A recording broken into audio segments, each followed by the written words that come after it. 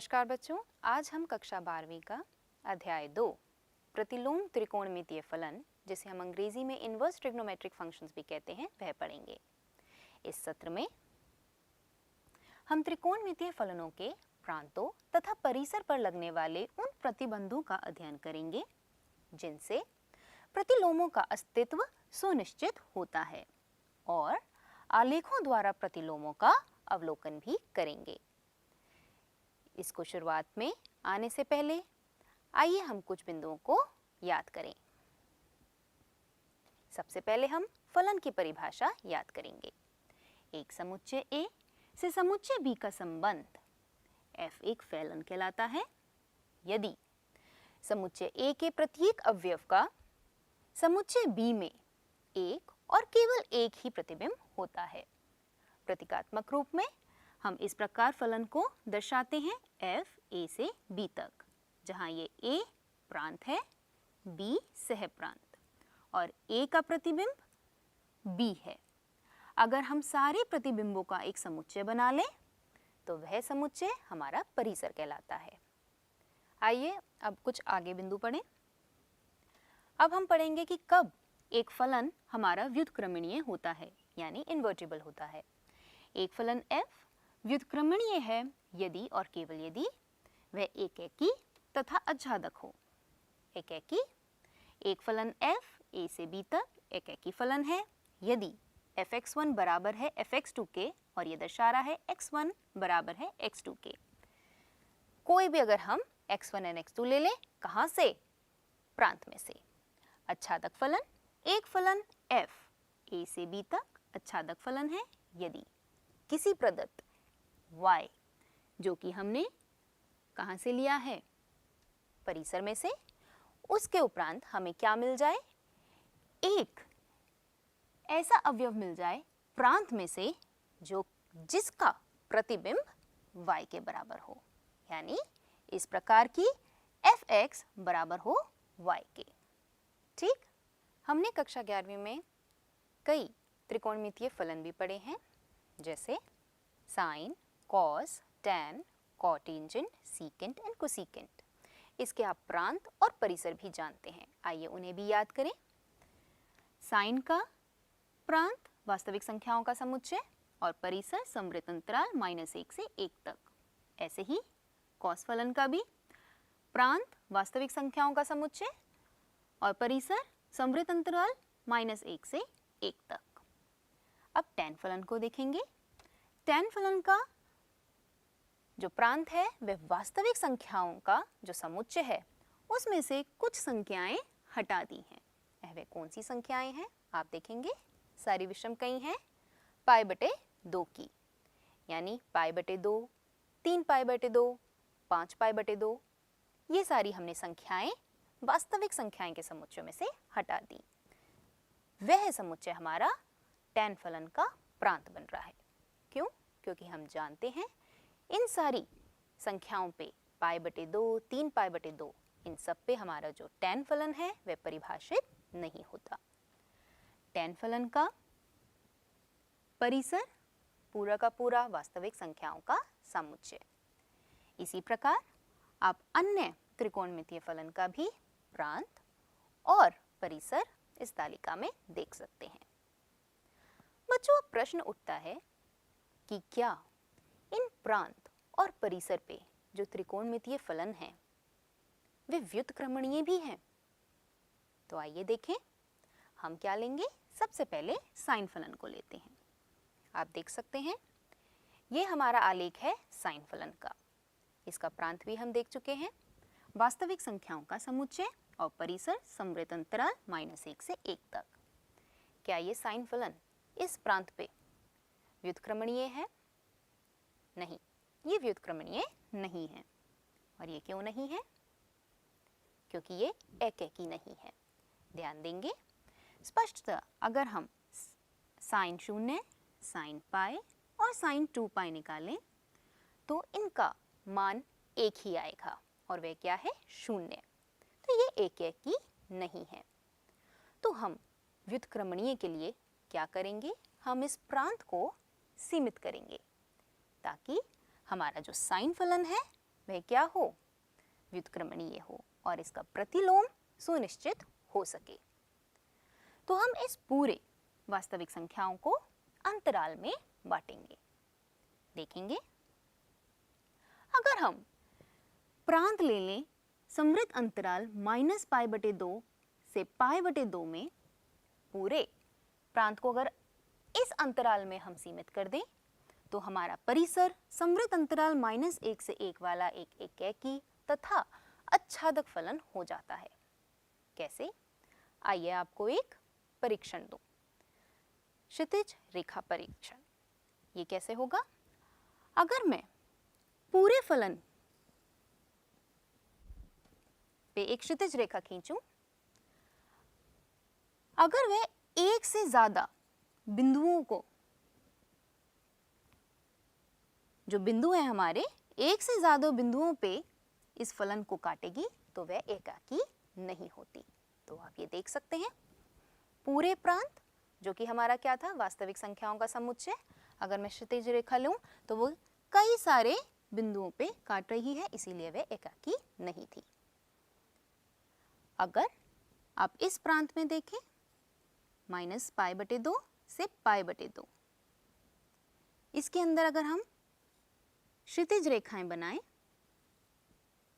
तो आप देख सकते हैं ये साइन फलन को केवल और केवल एक बार ही काटेगा। और ये क्या है, क्या दर्शा रहा है कि इस प्रांत में और इस परिसर के अंदर जो साइन फलन है वह हमारा एकेकी है एवं अच्छादक भी है। तो यानी इससे हमें क्या मिल रहा है, जो हमारा साइन फलन है वह एक व्युत्क्रमणीय फलन है। किस प्रांत में? समृद्ध अंतराल -π/2 से π/2 में।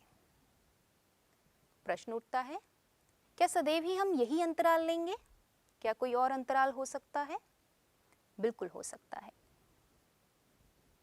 देखेंगे, अगर हम अंतराल -π/2 से π/2 ना लेकर π/2, ये हमारा π/2 है, यहां से 3π/2 तक ले लें, यानी ये अंतराल ले लें, तो आप देखेंगे इस अंतराल में भी हमारा जो साइन फलन है वह एकेकी एवं अच्छादक दोनों है। यानी इस अंतराल में भी हमारा जो साइन फलन है वह क्या है, व्युत्क्रमणीय है और इसका प्रतिलोम सुनिश्चित हो रहा है।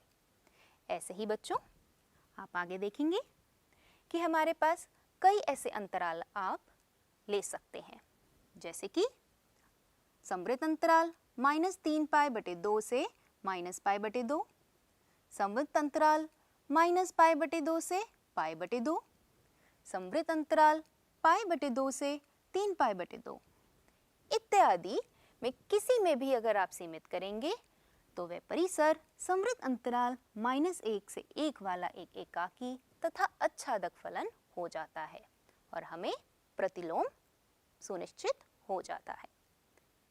आइए अब आगे देखें, इनमें से प्रत्येक अंतराल में जो साइन फलन है इसके प्रतिलोम फलन को हम इस प्रतीक द्वारा निरूपित करते हैं। ध्यान देंगे, हम इसे साइन प्रतिलोम ही कहेंगे। साइन प्रतिलोम यानी साइन की घात -1 नहीं कहेंगे। क्यों? क्योंकि अगर हम साइन x की घात -1 कहेंगे तो इसका मतलब होता है 1/sin x, जो कि ये प्रतिलोम नहीं दर्शा रहा। ठीक, अगले बिंदु में ध्यान देंगे, साइन प्रतिलोम एक फलन है जिसका प्रांत समृद्ध अंतराल -1 से 1 है और परिसर कोई भी अंतराल हो सकता है। हम जानते हैं कि हमारा साइन फलन अगर हम इस प्रांत पर लेते हैं तो परिसर -1 से 1 आएगा समृद्ध अंतराल, तो हमारा प्रतिलोम क्या होगा, यानी इसका प्रांत क्या होगा? हम जानते हैं प्रतिलोम का प्रांत जिस फलन का हम प्रतिलोम निकाल रहे हैं उसका परिसर बन जाता है। यानी प्रांत क्या हो गया? समृद्ध अंतराल -1 से 1। और परिसर -π/2 से π/2। ठीक, जैसे कि आप इस आलेख में भी देख सकते हैं, अभी आपको दिखाते हैं। ये आलेख है, ये हमारा इस प्रांत में यानी -π/2 से π/2 के अंदर, इस प्रांत के अंदर हमारा जो साइन फलन है वह क्या है, व्युत्क्रमणीय है। अब अगले बिंदु में ध्यान देंगे। इस प्रकार हर एक अंतराल में के संगत में हमें एक फलन की एक शाखा प्राप्त होती है। ठीक, आखिरी बिंदु में ध्यान देंगे, जिसका परिसर हमारा समवृत्त अंतराल -π/2 से π/2 है, वह हमारी मुख्य शाखा कहलाती है, जिसे हम अंग्रेजी में प्रिंसिपल ब्रांच भी कहते हैं। ठीक है बच्चों, आगे बढ़ेंगे, देखेंगे कि प्रतिलोम फलन की परिभाषा से हम क्या निष्कर्ष निकाल पाते हैं। हम देख सकते हैं साइन और साइन प्रतिलोम x किसके बराबर है, x। ये x कहाँ से आ रहा है, समवृत्त अंतराल -1 से 1 तक, तथा साइन प्रतिलोम साइन x बराबर है x के, जो x कहाँ से आ रहा है, समवृत्त अंतराल -π/2 से π/2 तक। ठीक, दूसरे शब्दों में इसे क्या कह सकते हैं, y बराबर साइन प्रतिलोम x, ये किसके बराबर, यानी क्या हमारा दर्शा रहा है, साइन y बराबर x भी है। उदाहरण के तौर पे अगर मैं आपसे कहूं कि साइन प्रतिलोम 1 का मान ज्ञात कीजिए, तो आप क्या निकालेंगे। अगर मैं साइन प्रतिलोम 1 को y के रूप में लिख सकती हूं, इसका मतलब साइन y मेरा किसके बराबर है, 1 के। और आप जानते हैं y की क्या संख्या होगी जो साइन y मेरा 1 होगा, आप जानते हैं ये क्या है, साइन π/2 पे मेरी जो साइन फलन की संख्या है, यानी जो मान है वह 1 होता है, यानी साइन π/2 बराबर में 1। तो आप देख सकते हैं इस प्रकार हम इसको हल करेंगे। ठीक, आइए आगे बढ़ें। एक टिप्पणी पे ध्यान देंगे, यदि f बराबर fx है, एक व्युत्क्रमणीय फलन है, तो x बराबर f प्रतिलोम y होता है, ये हम जानते हैं। अतः मूल फलन साइन के आलेख में x तथा y अक्षों का परस्पर विनिमय करके हम साइन प्रतिलोम का आलेख प्राप्त किया जा सकता है। और ये कैसे, देखेंगे।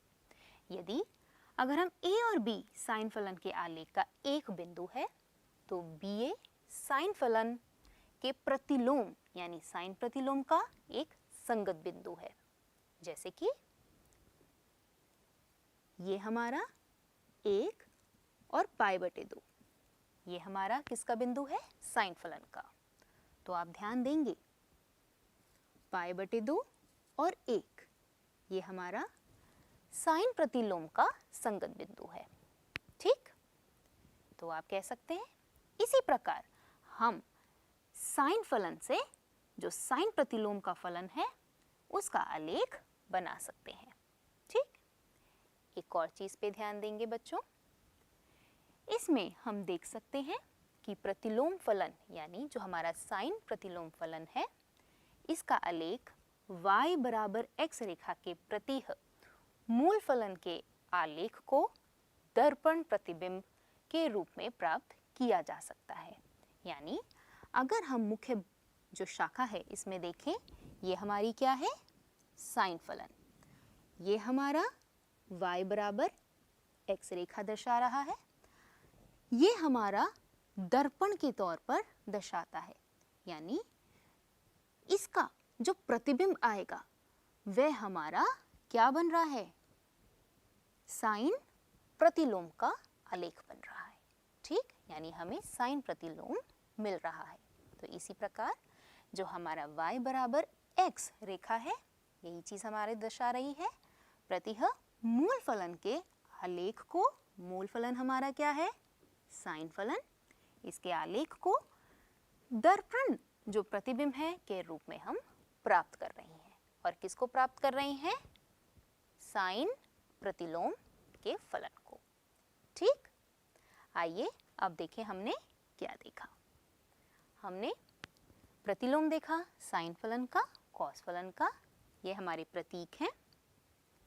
प्रांत समृद्ध अंतराल -1 से 1 और समृद्ध अंतराल -1 से 1 दोनों का। मुख्य शाखा हमें क्या मिली? साइन प्रतिलोम की समृद्ध अंतराल -π/2 से π/2। और मुख्य शाखा इसी प्रकार जिस प्रकार हमने साइन प्रतिलोम का निकाला है, इसी प्रकार आप देख सकते हैं जो हमारा कॉस प्रतिलोम है इसकी मुख्य शाखा है जी समृद्ध अंतराल 0 से π। मुख्य शाखा के अलावा भी आप जानते हैं कि अन्य शाखाएं भी हो सकती हैं, वह हमारी अन्य शाखाएं हैं। साइन प्रतिलोम की अन्य शाखाएं तो हम देख चुके हैं। कॉस प्रतिलोम की जो अन्य शाखाएं हैं वो क्या है? समृद्ध अंतराल -π से 0 और समृद्ध अंतराल π से 2π। ऐसे ही आप कई शाखाएं निकाल सकते हैं।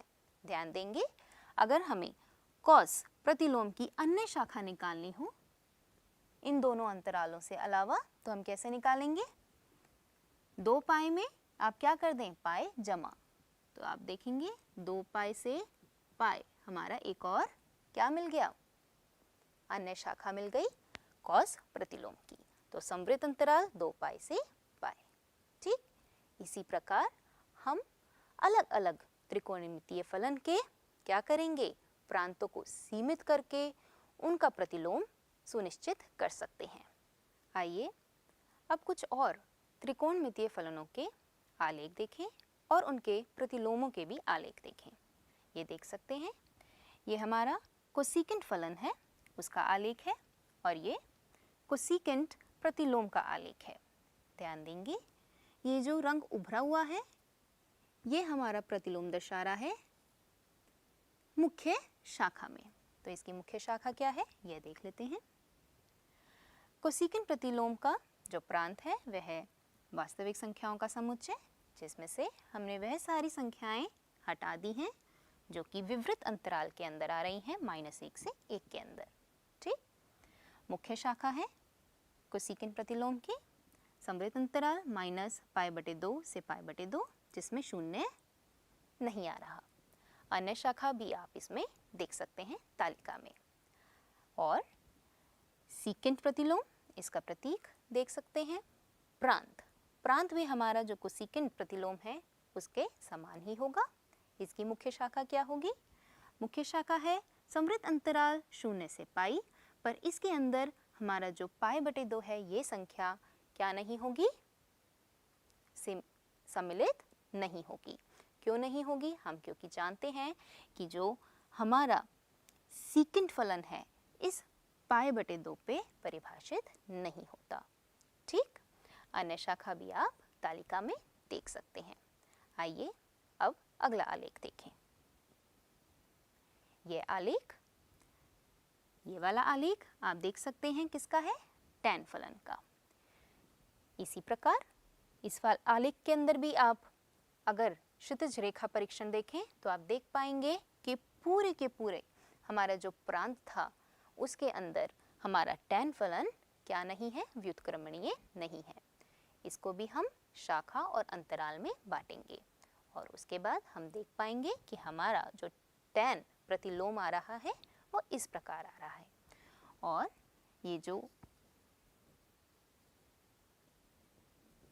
ये शाखा यानी ये जो रंग आप देख सकते हैं उभरा हुआ रंग, ये हमारा प्रतिलोम दर्शा रहा है मुख्य शाखा में। और मुख्य शाखा क्या है? आइए इस तालिका में देखें। इस तालिका से आप देख सकते हैं कि हमारा tan प्रतिलोम और cot प्रतिलोम, इसके प्रांत, मुख्य शाखा और अन्य शाखा क्या क्या है। जैसे कि tan प्रतिलोम का प्रांत वास्तविक संख्याओं का समुच्चय पूरा का पूरा, क्योंकि हम जानते हैं जो tan फलन है इसका परिसर क्या था? यही था। ठीक, मुख्य शाखा क्या हुई? मुख्य शाखा है विवृत अंतराल -π/2 से π/2। अन्य शाखा भी आप देख सकते हैं, वह क्या है?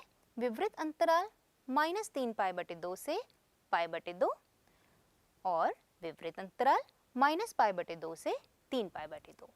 ठीक, अब कॉट प्रतिलोम को देखेंगे। इसका प्रांत भी वास्तविक संख्याओं का समुच्चय, मुख्य शाखा, विपरीत अंतराल 0 से पाई। ठीक, और अन्य शाखा विपरीत अंतराल -π से 0 और पाई से 2 पाई। ठीक, आइए अब कुछ प्रश्न भी लें।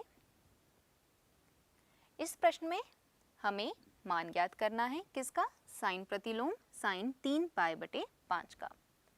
बच्चों ध्यान देंगे, अगर हमारे पास कोई भी शाखा नहीं दी हुई है तो हम जो मान है वो मुख्य शाखा के अंदर ही निकालेंगे। ठीक, हमारे पास क्या दिया हुआ है? साइन प्रतिलोम साइन 3π/5। इसको हम 3π/5 लिख सकते हैं, यही हमने निष्कर्ष निकाला था। परंतु आप देखेंगे जो 3π/5 है वह हमारी मुख्य शाखा में नहीं आता। ठीक, तो हम क्या निकालेंगे? साइन प्रतिलोम साइन 3π/5 को हम इस रूप में लिख सकते हैं, यह आप जानते हैं, यानी पाई माइनस 2π/5। ठीक, इसको हम इस तरीके से निरूपित कर सकते हैं, साइन 2π/5। क्यों? क्योंकि हम जानते हैं sine pi minus theta is equal to sine theta. तो यानी किसके बराबर हुआ? 2π/5। और हाँ, अब आप जान सकते हैं और आप जानते भी हैं कि 2π/5 जो है वह किस में आता है? समवृत्त अंतराल -π/2 से π/2 में। ठीक, तो यानी साइन प्रतिलोम साइन 3π/5 का मान क्या हुआ?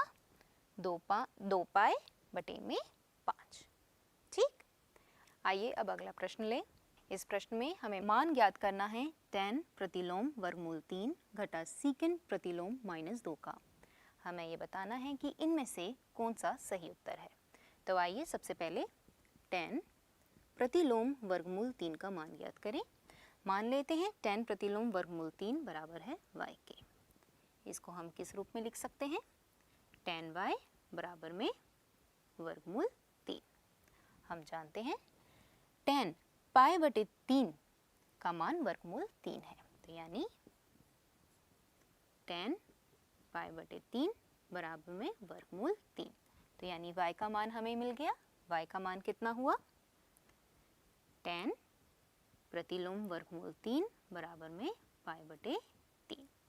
इसे हम 1 से संबोधित कर देते हैं। अब हमें किसका मान निकालना है? सीकेंट प्रतिलोम -2 का। आइए इसे निकालें। सीकेंट प्रतिलोम -2, इसे भी हम मान लेते हैं y1 से। आप किसी से भी प्रतीक ले सकते हैं, t, x, कोई भी आप प्रतीक के रूप में इसे लिख सकते हैं। इसका मतलब हम इसे कैसे और लिख सकते हैं? दूसरे शब्दों में सीकेंट y1 बराबर में -2। ठीक, यानी ये किसके बराबर हुआ? Secant pi minus π/3। क्यों? क्योंकि हम जानते हैं सीकेंट π/3 किसके बराबर होता है? 2 के। और यहाँ क्या है? घटा का साइन। तो यानी हमारा क्या हो गया? सीकेंट पाई माइनस π/2 π/3 किसके बराबर हुआ? -2 के। ठीक, ये हमारे पास क्या आया?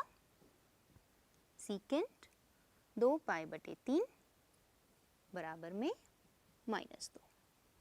इसका मतलब y1 का मान हमें कितना मिला? यानी सीकेंट प्रतिलोम -2 किसके बराबर हो गया? 2π/3। ठीक, अब हमने tan प्रतिलोम वर्गमूल 3 का मान ज्ञात कर लिया, सीकेंट प्रतिलोम -2 का मान ज्ञात कर लिया, तो आसान है। अब हम इस पूरे का भी मान ज्ञात कर सकते हैं। वह क्या हुआ? 1 और 2 को यानी घटाना है। क्या आया? पाई बटे 3, घटा का साइन 2 पाई बटे 3। अब इसको हल करने पर आप देख सकते हैं हमारे पास कितना आया? माइनस पाई बटे 3। देखेंगे यानी हमारे बी ऑप्शन करेक्ट है। ठीक है बच्चों, एक सवाल मैं आपको गृह कार्य का देती हूँ। यह सवाल, इसके अंदर भी आपको मान ज्ञात करना है। बिल्कुल सरल प्रश्न है, बिल्कुल समान प्रश्न है जैसे हमने अभी किया था साइन फलन के लिए। कॉस प्रतिलोम कॉस 13 पाई बटे 6, इसका मान ज्ञात करना है और इसका मान आपको मुख्य शाखा के अंतर्गत ज्ञात करना है। ठीक है बच्चों, तो आइए देखें आज के सत्र में हमने क्या क्या पढ़ा। इस सत्र में हमने प्रतिलोम देखे, त्रिकोणमितीय फलन के, साइन प्रतिलोम, कॉस प्रतिलोम, कोसेकेंट प्रतिलोम, सेकेंट प्रतिलोम, टैन प्रतिलोम और कॉट प्रतिलोम। इन सभी प्रतिलोमों के हमने प्रांत, मुख्य शाखा और अन्य शाखाएं भी देखी, जो कि आप इस तालिका में देख सकते हैं। इसके अलावा हमने कई बिंदुओं पर प्रकाश डाला। वह बिंदु क्या हैं? सबसे पहले हमने देखा साइन प्रतिलोम x और साइन x की घात 1 में हमें भ्रांति नहीं होनी चाहिए, यानी कोई कंफ्यूजन नहीं होना चाहिए। वास्तव में हम देख चुके हैं साइन x की घात -1 1 बटे साइन x के बराबर होती है, और ये तथ्य अन्य त्रिकोणमितीय जो फलन है उसके लिए भी सत्य है। दूसरा बिंदु, जब कभी प्रतिलोम त्रिकोणमितीय फलनों की किसी शाखा विशेष का उल्लेख ना हो तो हमारा तात्पर्य क्या होता है कि हमें उस फलन की मुख्य शाखा से ही होता है, यानी हमें मान मुख्य शाखा का अंतर्गत ही निकालना है। आखिरी बिंदु, किसी प्रतिलोम त्रिकोणमितीय फलन का वह मान जो उसकी मुख्य शाखा में स्थित होता है, तो वह प्रतिलोम त्रिकोणमितीय फलन का मुख्य मान कहलाता है। अंग्रेजी में हम इसे प्रिंसिपल वैल्यू कहते हैं। बच्चों, आशा करते हैं इस सत्र में आपको समझ में आया होगा, आनंद आया होगा। धन्यवाद।